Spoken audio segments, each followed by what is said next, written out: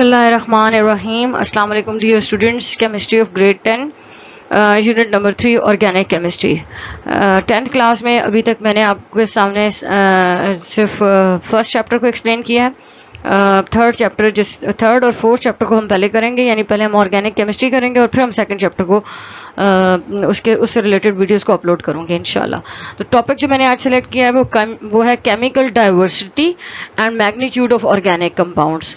कि organic compound क्यों number में इतने ज़्यादा हैं और इतने डाइवर्स और इतने डिफरेंट क्यों हैं, डिफरेंट भी हैं और इनका नंबर भी ज़्यादा है। तो उसको हमने रीज़न उसकी हमने अभी स्टडी करी है कि कौन सी हैं। उनमें से एक रीज़न आज हम स्टडी करें कि कैटिनेशन। लेकिन इससे पहले कि मैं इसको एक्सप्लेन करूं, मैं कुछ बेसिक चीज़ें आपको यहाँ पर बताना चाहती हूँ। सबसे पहले तो ऑर्गेनिक केमिस्ट्री की डेफिनेशन आपको पता होनी चाहिए, और डेफिनेशन बहुत सिंपल है। The study of carbon containing compounds and their properties is called organic chemistry.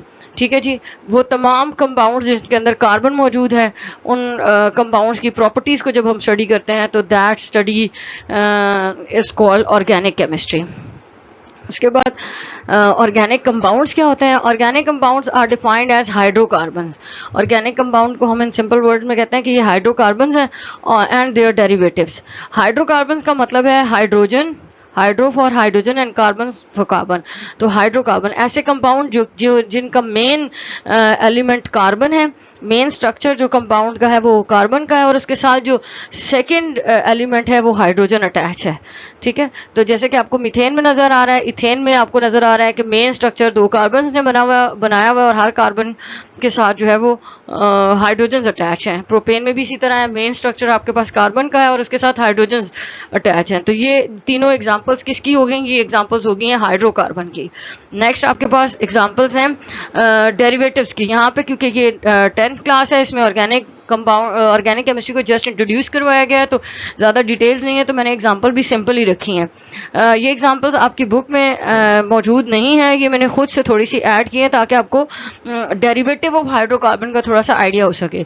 ये जो पहला कंपाउंड है मीथेन, ये हाइड्रोकार्बन है क्योंकि इसमें कार्बन और हाइड्रोजन मौजूद है। नेक्स्ट कंपाउंड में आप देखें OH ग्रुप अटैच है, methanol, this is derivative of hydrocarbon.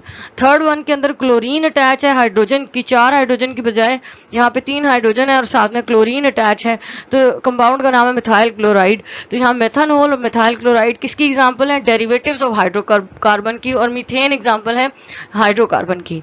Next हमारे पास पॉइंट है why some carbon compounds are not organic compound. कुछ कंपाउंड ऐसे हैं जिनके अंदर कार्बन मौजूद है लेकिन वो ऑर्गेनिक नहीं है, वो इनऑर्गेनिक कंपाउंड्स हैं।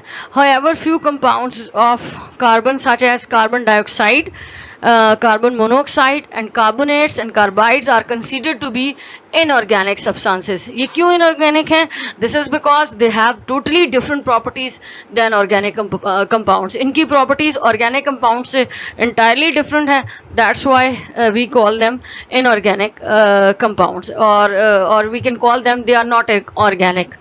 ठीक है जी, तो ये इसकी वजह है क्योंकि इनकी प्रॉपर्टीज डिफरेंट है। उसके बाद importance of organic compounds. Organic compounds play a vital role in the body of living things. Living things actually they are made up of organic compounds. तो human being, animals, plants, they all are organic. ठीक है, तो जो हमारी body है, animals की body है, plant की बॉडी है, ये क्या है? एक्चुअली ऑर्गेनिक है।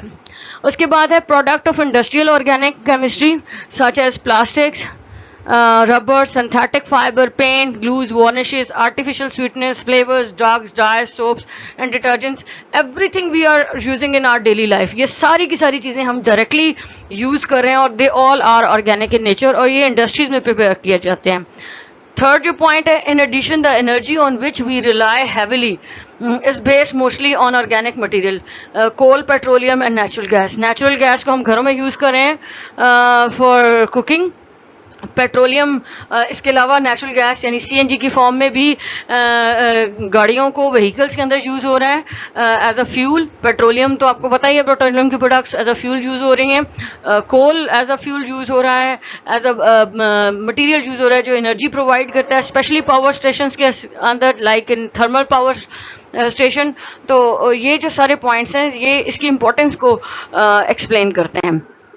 नेक्स्ट हमारे पास आ जाता है रीजंस, और जो मेन हमारा टॉपिक है chemical diversity and magnitude of organic compounds, जो मेन टॉपिक है उसको अब हम स्टार्ट करने लगे हैं। इसमें बॉन्डिंग इलेक्ट्रॉन्स को देखेंगे कि कार्बन, क्योंकि कार्बन के हम डाइवर्सिटी और मैग्नीट्यूड को चेक कर रहे हैं, तो सबसे पहले हमें पता चलना चाहिए कि कार्बन का बिहेवियर कैसा है, कार्बन का एटॉमिक नंबर क्या है, उसमें इलेक्ट्रॉन्स की डिस्ट्रीब्यूशन क्या है, उसमें कितने वैलेंस इलेक्ट्रॉन हैं, वो कैसे बॉन्डिंग में इन्वॉल्व हैं। ये बेसिक चीज़ें हैं जो कि हमें आगे हेल्प करेंगी उसके स्ट्रक्चर्स को समझने में। तो सबसे पहले बॉन्डिंग इलेक्ट्रॉन्स कितने हैं। Carbon has 4 bonding electrons in its valence shell. यहाँ पर सामने एटॉमिक नंबर लिखा हुआ है, carbon atomic number is 6. First shell accommodate 2 electrons and the valence shell and the last shell, that is the second shell, accommodate 4 electrons. और इसको अपनी electronic configuration को कंप्लीट करने के लिए और ऑक्टेट को कंप्लीट करने के लिए 4 मोर इलेक्ट्रॉन्स जो हैं they are required to carbon, तो इसके लिए वो 4 बॉन्ड्स बनाता है। ठीक है, तो कार्बन में बॉन्डिंग इलेक्ट्रॉन्स कितने हैं, 4 हैं। नेक्स्ट में देखिए carbon therefore form 4 bonds with other atoms. अब वो जो 4 बॉन्ड्स हैं उसकी सबसे सिंपलेस्ट जो एग्जांपल है वो मीथेन है। जैसे कार्बन जो है उसके लास्ट शेल में 4 इलेक्ट्रॉन्स थे, उन 4 इलेक्ट्रॉन्स में से हर एक इलेक्ट्रॉन ने हाइड्रोजन के साथ एक एक बॉन्ड बना लिया, क्योंकि hydrogen has 1 electron, it only requires 1 more electron to complete its duplet, while carbon requires 4 more electrons. तो वो 4 डिफरेंट हाइड्रोजन के साथ 4 सिंगल बॉन्ड बनाएगा। ठीक है, तो ये इस तरह की बॉन्डिंग जो है वो सिंपलेस्ट बॉन्डिंग कार्बन शो करेगा। ठीक है, अच्छा उसके बाद हमारे पास नेक्स्ट क्या है जी, केमिकल डाइवर्सिटी एंड मैग्नीट्यूड, यानी केमिकल ऑर्गेनिक कंपाउंड्स का नंबर ज़्यादा होने में और डाइवर्स होने में और डिफरेंट होने की रीजंस क्या हैं। There are millions of organic compounds presently exist around, millions of numbers of compounds are available nowadays, they all are organic. The main reason for this diversity and magnitude are given. उनकी तादाद इतनी ज़्यादा होने की वजह क्या है, और वो एक दूसरे से इतने डिफरेंट भी हैं और नंबर में भी ज़्यादा है, तो क्या रीजंस हैं। Number 1 catenation, second is isomerism, third is multiple bonds and fourth one is functional group. आज के इस वीडियो में जस्ट मैं कैटिनेशन को एक्सप्लेन करूंगी, आइसोमरिज्म, मल्टीपल बॉन्ड और फंक्शनल ग्रुप सेकंड पार्ट के अंदर मैं डिस्कस करूंगी, अदरवाइज ये वीडियो बहुत ज़्यादा लेंथी हो जाएगी और बोरिंग भी लगेगी। तो कैटिनेशन को मैं अभी एक्सप्लेन करने लगी हूँ, कुछ भी इसमें डिफिकल्ट नहीं है। कैटिनेशन के अंदर द केमिकल डाइवर्सिटी, सबसे पहले डेफिनेशन देखिए, the chemical diversity of organic compound arises from carbon's ability to bond to each other to form long chains, branch chains and rings. Carbon की ये जो एबिलिटी है carbon to carbon bond form करने की, इसे कहते हैं कैटिनेशन। आपको सामने डायग्राम में नजर आ रहा होगा कि सबसे पहले लीनियर चेन को देखें, एक कार्बन ने दूसरे कार्बन के साथ फिर तीसरी और फिर चौथी, ये एक लीनियर सा स्ट्रक्चर बनाया हुआ है कार्बन टू कार्बन बॉन्डिंग का। उसके बाद ऊपर ये जो आपको ब्रांच ये नजर आ रहा है, तो कार्बन डिफरेंट ब्रांचेस भी बना सकता है कार्बन के साथ अटैच होके, क्योंकि हर कार्बन ने अल्टीमेटली 4 बॉन्ड्स बनाने हैं।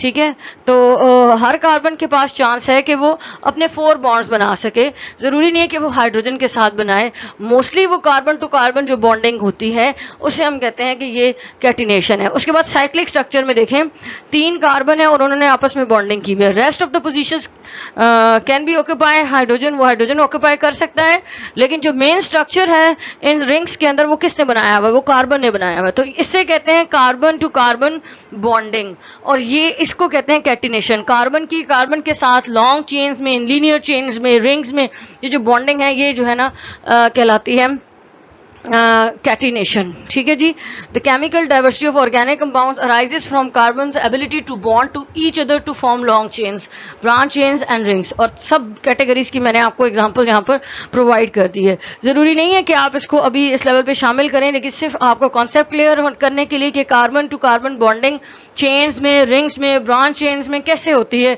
इसलिए मैंने ये स्ट्रक्चर्स आपको बना दिए हैं। आप चाहें तो आप इसको अपने नोट्स में ऐड कर सकते हैं। नेक्स्ट देखिए जी, डेफिनेशन क्या है कैटिनेशन की। The self linking ability of carbon is called catenation, यानी कार्बन का कार्बन से बॉन्ड बनाने को हम कहते हैं कि सेल्फ लिंकिंग है। कार्बन कार्बन टू बॉन्डिंग करता है, तो this behaviour is called catenation. Self linking यहाँ पर शो कर दिए, कार्बन कार्बन के साथ बॉन्ड बना रहा है, हर कार्बन ने 4 बॉन्ड बनाने हैं, और वो कार्बन जैसे फर्स्ट कार्बन को देखें, इसने 3 बॉन्ड हाइड्रोजन के साथ और 1 बॉन्ड कार्बन के साथ बनाया हुआ है, जबकि इस सेकंड नंबर वाले कार्बन को देखें, इसके 1, 2 एंड 3 ये 3 बॉन्ड कार्बन के साथ बने हुए हैं और बाकी सारी पोजीशंस जो हैं वो हाइड्रोजन ने ऑक्यूपाई की हुई है। सेम यहाँ पे रिंग वाले स्ट्रक्चर हैं, साइक्लोब्यूटेन है और साइक्लोहेक्सेन है, और इसके अंदर भी कार्बन मेन स्ट्रक्चर बना रहा है, ठीक है। और इस एबिलिटी, कार्बन की इस एबिलिटी को हम सेल्फ लिंकिंग और कैटिनेशन कहते हैं, ठीक है जी। लास्ट पॉइंट है, स्ट्रक्चर को की हेडिंग इस पे दी हुई है, there appears to be almost no limit to the number of different structures. अभी आपने देखा है कि स्ट्रेट चेन कंपाउंड्स भी बने हुए हैं, ब्रांच भी हैं, रिंग भी हैं, कोई लिमिट नहीं है। कार्बन अपने आप को दूसरे कार्बन के साथ ज्वाइन करके बहुत से डिफरेंट कंपाउंड्स बनाता है। No other element can compete with carbon in this regard. तो और किसी एलिमेंट के पास ये एबिलिटी नहीं है कि वो अपने ही मेंबर के साथ इस तरह की बॉन्डिंग करे और इस तरह की चेन्स बनाए। सिलिकॉन हालांकि कार्बन के ग्रुप में ही है, कार्बन के बाद सिलिकॉन आता है, ये भी ऐसी प्रॉपर्टीज शो करता है, लेकिन ये इतनी लंबी चेन्स नहीं बना सकता और इतनी ब्रांच चेन्स नहीं बना सकता जितनी कि कार्बन में बनती है। इसमें स्मॉलर चेन्स बनती हैं। Silicon and few other elements can form chains but only short one. Carbon chain में contains thousands of carbon atoms. तो ये कार्बन की ही एबिलिटी है कि वो लॉन्ग चेन बना सके। लास्ट में बिल्कुल बता रही हूँ, this is one of the reason. हमने 4 पॉइंट्स देखे हैं, catenation, isomerism, functional groups and multiple bond के अंदर मैंने सिर्फ कैटिनेशन को एक्सप्लेन किया, and catenation is one of the reason carbon forms almost infinite number of molecules of various size, shapes and structure. मुझे उम्मीद है कि आपको कैटिनेशन जो है वो समझ आया होगा। इसमें कुछ भी डिफ़िकल्ट नहीं है। जहाँ जहाँ पर ज़रूरत थी मैंने डायग्राम्स ऐड कर दी हैं ताकि आपको वीडियो के थ्रू चीज़ को समझने में, इस टॉपिक को समझने में आसानी हो। इसके बाकी के टॉपिक इंशाल्लाह नेक्स्ट वीडियो में मैं इंशाल्लाह ऐड कर दूँगी। कोई प्रॉब्लम हो तो आप कमेंट में क्वेश्चन की फॉर्म में मेंशन कर सकते हैं। Thank you. अल्लाह हाफ़िज़।